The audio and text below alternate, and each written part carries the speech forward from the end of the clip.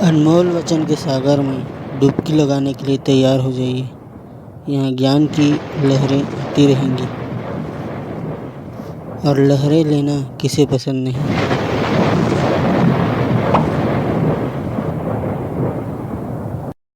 वर्तमान अतीत की परिभाषाएं सुनकर उनके आधार पर कोई निर्णय नहीं ले सकता। जो राजा अपने राज्य, अपने अनुज, अपनी रानी को द्यूत में हार जाए वो राजा बनने योग्य ही नहीं। यदि सम्राट युधिष्ठिर द्यूत में अपना सब कुछ नहीं हारते तो संसार को ये संदेश कैसे मिलता कि द्यूत कितना अशुभ, कितना अकुशल, कितना खोटा और कितना विनाशकारी होता है। धनुष और चौसर तो क्षत्रिय की पहचान है। युद्ध का परिणाम तो कोई नहीं जानता। एक सच्चा जुआरी हार कर उठ नहीं सकता। गुरु के दर्शन तो वास्तव में आराधना है। माता पिता और गुरु के आशीर्वाद को महादेव का वरदान समझना चाहिए। माता पिता की कोई जाति नहीं होती। यूँ पूछो तो गुरु की भी कोई जाति नहीं होती। स्वयं भगवान की भी कोई जाति नहीं होती। माता पिता अच्छे भी हो सकते हैं और अच्छे नहीं भी हो सकते। गुरु अच्छा भी हो सकता है और अच्छा नहीं भी हो सकता, पर ये सदैव आदरणीय है।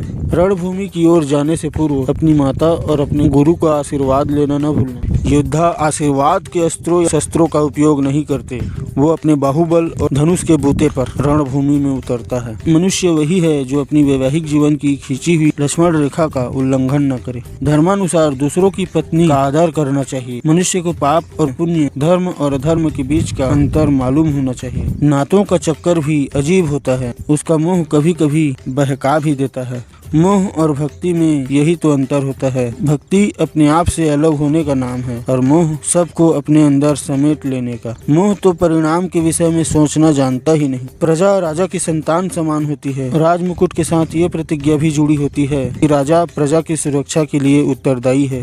गुप्तचर तो शासन का एक हाथ होते हैं। यदि वे कुछ पता लगा ही नहीं सकते, कुछ खोज ही नहीं सकते, तो उस राज्य और राजा की सुरक्षा तो असंभव हो जाएगी। सीधे बोल बोलने वाला सतयुग तो कब का समाप्त हो चुका है। ये टेढ़े बोल बोलने वाला है। यदि जीना चाहते हो तो ये कला भी सीख लो कि कहो कुछ और अर्थ निकले कुछ और। सत्य तो केवल ऋषियों और महर्षियों का रुचि कार्य बनकर रह गया है। करने योग्य केवल वही है जिसमें तुम्हारा लाभ है।